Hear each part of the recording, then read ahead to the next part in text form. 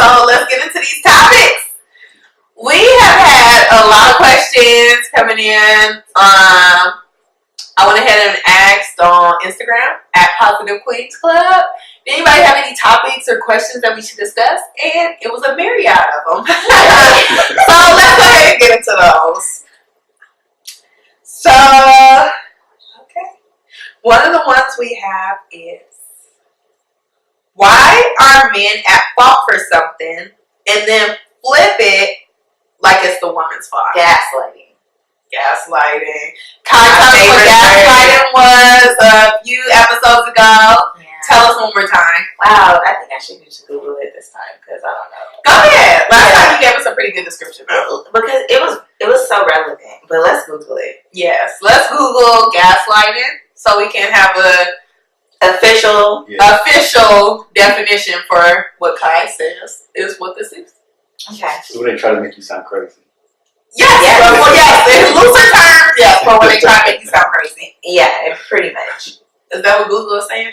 Yes. It's the first thing that I read. Oh, that's really what Google said. Gaslighting is a form of persistent manipulation and brainwashing that causes the victim to doubt her or himself and ultimately lose her or his own self. We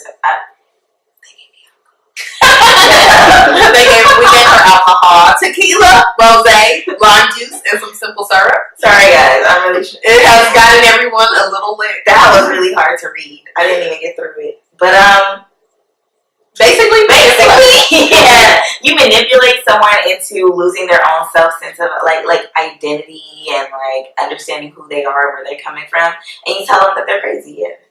Yeah. Basically, you're tripping. Yeah, you're tripping. You're wrong. You're tripping. What? I cheat on you with your homegirl? You're tripping. Like, we're just, we was drunk. You made me do it. Yeah, you was tripping. Yeah, you made me do it. Remember when you told me to go out with her that one time? Or that I could go out? I totally gaslighted someone before.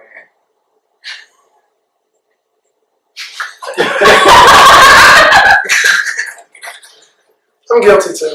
I swear I have. Lord, have you ever gaslighted before? I might have. I think we all have. I know, now that you say it. Okay, now that you come to terms with that, she went ahead and was honest about it. I'm like, I have gaslighted before. Yes, I have been like, why are you tripping off of this? This is totally nothing.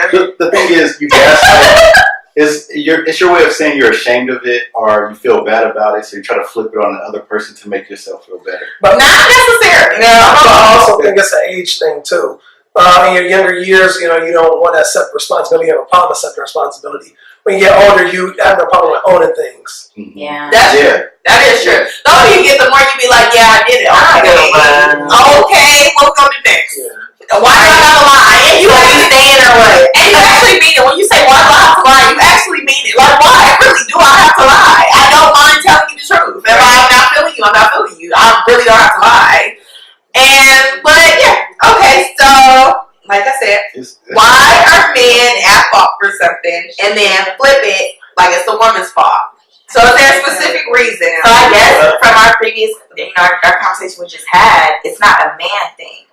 I think we've all done it. Yeah, it's everybody. I think we've all done it.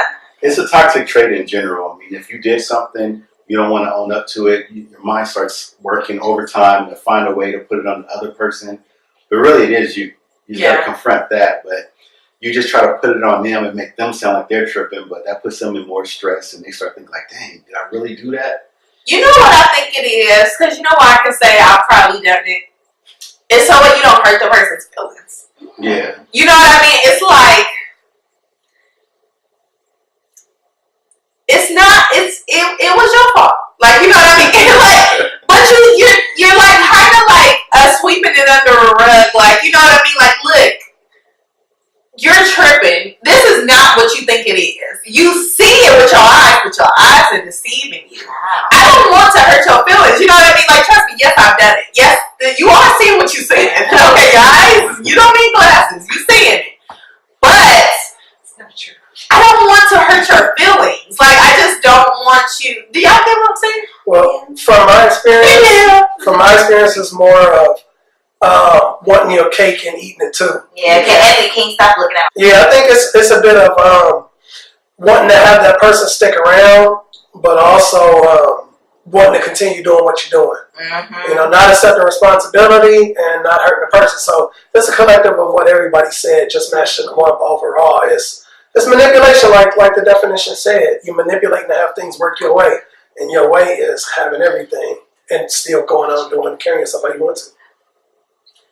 You know what? It's a real good follow-up question to this. What? Why do people cheat? Why do people cheat if they really like? What is the point of cheating? What's the point of cheating? It's like a show on its own. But sometimes you want something different. But why do people cheat? It's like, why do people cheat? Like, what is genuinely the point? Why not just be single? No, there's so many reasons. There's so many reasons. I think women and men have different reasons. I mean, what would your reason be? My reason, I have cheated in the past because my boyfriend was cheating on me. So I was like, I'm going to get that sucker back. And I would cheat on him with his friend or his teammate or somebody that looks better than him, has more money than him. Listen, it's a whole, and he got more money than him, I'm cheating. God damn. There's a go. Let me ruin this man's ego. Okay? Yes. That's a good reason. Another reason, I mean, I don't want to leave you. I mean, you know, just because I want to do something with somebody else doesn't mean I don't want to be with you, too. Okay, so what about men? What is your reason for men? All right. It's a number of reasons. Like, you can go on and on. I will say one reason that comes to mind is if you're lacking something at home. Like, let's say you have a good girl, but, like, she has her restrictions in the bedroom. You might be satisfied with her. Wow, he's looking for somebody to suck from the back. Not from the back. Oh, wow. Everybody likes some head, but... Sucking from the back? Okay, go ahead. If you're a man and that's your desire, if you really want to go to sex, you gotta go cheat in my head. And your wife don't want to do that, you're going to find a girl that be like, I'll do it, and then you'll make it happen because you really love your wife, but you'll step out looking for that one missing aspect of your relationship. But I think that's a good point. Yeah, but not that it's right. I ain't trying to make it like normal. Yeah. That's when your wife, you need to talk to her and say, like, I really want this. I mean, that would be the adult thing to do, right? Yeah. To tell you, address it in your relationship. And like, I feel like we're lacking. I feel like we lacking this certain thing. Yeah, because I want to like seek it somewhere else. But how do you address that? Some women that don't suck dick at all. Mm-hmm. And, you know, some guys have a hard time communicating that with their wife that that's what they really want. And instead of doing that, they find these girls that do that with ease, and then they get that balance they're looking for. Like, they got their wife at home, and they have their little jump off on the side. Yeah. It's not right, but it's just, that's why they might do that. Yeah. I agree and disagree with that. I agree that could be one of the many reasons that men may cheat. But ultimately, I think it boils down to lack of discipline and uncontrollable lust. Because... all right, maybe getting oral sex may be very important to a guy to where he needs to step out of his marriage or his relationship to get it. But let's say he wants something a little bit more than that. Maybe he wants threesomes. Or maybe he wants something a little bit more erotic and unorthodox. Like, where does it stop? There's no boundaries to that. So, yeah, even though oral sex is a small thing that should be compromised, but what if somebody's sexual appetite is much larger than that? Yeah. And maybe if I'm sorry, sucking anything from the back is not. It's crazy. It's really all about controlling your desires. Seriously. Because it don't always just stop with getting oral sex. Yeah. You know, whatever your fetish may be that your partner may be uncomfortable with doing, it may be a reason or a reasonable excuse for why they don't want to do that. Maybe they don't want to disrespect themselves or defile themselves or even injure themselves, depending on what you're into. But if you really love that person and the reason that they don't want to do that is reasonable and justifiable, then that should be honored in the union. I think it really boils down to is just that person not being able to hold themselves and contain themselves and control their lust. And their desires. So they need to go to church. So it goes back to what we said about green lightness, having your cake and eating it too. And that's a bit of that. So what is something that somebody can do? Like, okay, you saying that it's all about controlling like your lust and your desires. What is something that somebody should do? Like, what would you recommend for somebody to control their lust or their desires? Or what is Okay, or what is a thing that like could completely like maybe prevent cheating? Masturbate and communicating? No, because like some men won't communicate. Some men won't say like, "Hey, the reason why I'm wanting to cheat is because this is happening or this is happening. Because you're not doing it to me 3 times a week, or because maybe you're not cooking for me 3 times a week, and I can go to somebody else's house and she's like, hell yeah, I'll make you a 3-course dinner or whatever." All right, so this is easier said than done. Mm-hmm. But I think before you get serious with somebody, you got to find out their limits and make sure it matches yours. Yeah. Because you might find a girl like she's cool, she's a good girl and stuff like that, but she has so many restrictions, and then you start stepping out on her once y'all get serious. Yeah. So even if she is the perfect like cookie cutter girl, you're like, I'm gonna cut her off and find like the right one. She might have her flaws that you wouldn't agree with, but you gotta decide like, do I want a girl that's morally right or sexually right? That's where you have to decide that. But also it's all about communication. Yeah. Yeah, you just gotta talk it out and say what you are and what your expectations are, and when they are your mate, they have to meet those expectations. Communication, it works sometimes, but sometimes it's hard communicating something that you may be into or that you may like that may not be openly acceptable. Yeah. So I think masturbation is the key. Well, see, I was gonna say masturbation is kind of like a Band-Aid solution. Like it does. Yeah, it is. It's true. That's how I feel too. You must not be good at it. No, I was just guy. I feel like communicating is like the real like solution, because people do say communication can solve a lot of issues in a relationship, right, which is true, basically. Well, I was gonna say this. Like, you could have like this urge to hit up a girl that's bad for you, or women can hit up a dude that's bad for them, and then you're like, let me just rub one out and get it out the way, and you come back to your senses. But if you do that on like a weekly basis, after a while you're like, dang, you know, I'm looking at these like BBWs. Eventually you're gonna find like a cool chunky chick that's with the business, and you're gonna bring that fantasy into fruition. Yeah. Okay. You'll find a little chunky chick that's with the business.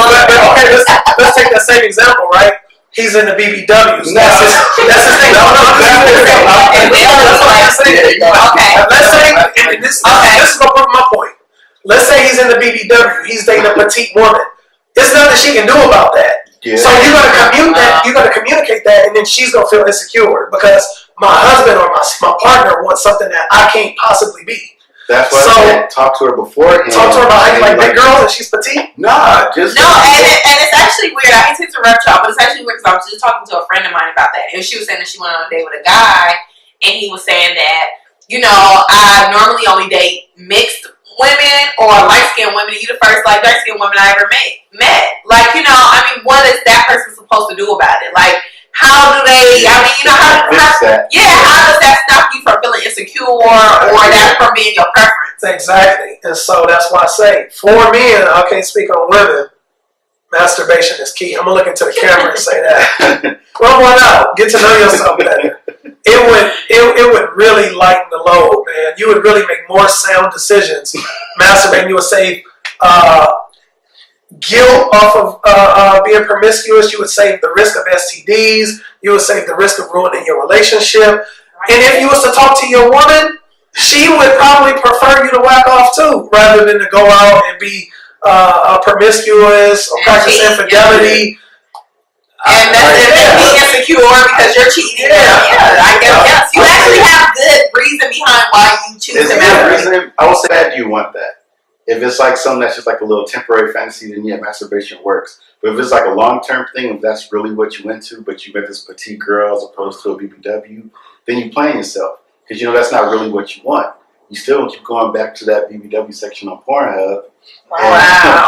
I know, I sound like I know. That's actually deep, because that's like how gay men are. You know what I mean? Undercover gay men. So in that case, then it means it's a means to no end, so then you need to separate. Well, yeah, that's what I said. You got to find what you really, really want, and then you get serious with that, because there's no other... You're not going to cheat. Like, if you rub one out, then that's that. You're going to go on about your day. But if you keep revisiting the same fantasy, your girl ain't fulfilling that, then it's something needs some work. So then we can agree it's about how strongly you feel about how much you need that thing. Yeah. And if it's something like contemporary, like if you're looking for abrasive porn, then What do you think, Kai? Honestly, I forgot the question because they're just like going in. So, what do you think about like cheating? Like, about cheating. Yeah, like what is like a way to prevent that? Do you like Anthony said? Be with the person that you want to be with. I just think be single until you find the person that you want. Like there's so many people that are in relationships because they don't want to be alone. And I don't believe in that. I will be single until I'm 45 years old if I have to. I'm not about to be with somebody that annoys me every day just because I don't want to be alone. Yeah, I'm good. Yeah. So you're not gonna. I hate being alone. I hate it, but I would rather I'd rather be alone than be with somebody that I can't stand because that pain's gonna last longer. Like, and every little thing they do, like they could do something nice, like replace a toilet paper roll. I'm like, man, why should you replace that shit? I hate this bitch. But why she put it up and it's supposed to go down? Yeah. Wherever the side rolls. Well, that's really something he thinks about. No, that's not something I think. It's just an example of how wild it can get. Like when you're not into somebody, the littlest thing is gonna piss you off. Yeah, that is very true. Yeah. That's when you know the relationship is ready to end. Mm-hmm. You're in a relationship with somebody and they start pissing them off, and that's what we said in the last Queen's Talk. Desi said, you know it's gonna be bad. It's time to end it when you set your cup down. And they're like, "Why you set your cup down?" And you like, well, you know, like what can I do? So every single thing I do annoys me. Yeah, why are you chewing so loud? Why do you do this? Why do you do that? You're like, what? You know what I mean? Like, damn. The actual question like, oh, you heard the way they emphasize that? Or they start to everything bothers you. So yeah, I'd rather be alone than deal with that. All right. Yeah. That's a wrap. Hi, my name is Angel. I am the founder of Positive Queens Club, and I'm not creating content for Positive Queens Club. I am a children's social worker. I'm 27 years old, and I am single. Hi, my name is Tyler Kai, and I work in marketing, and I'm 27 years old and single. My name is Anthony. I'm 33 years old, social worker, married. What up? I'm Lawrence. I'm 33. I'm an entrepreneur. I write raps. I do graphic design and DJ, and I'm single.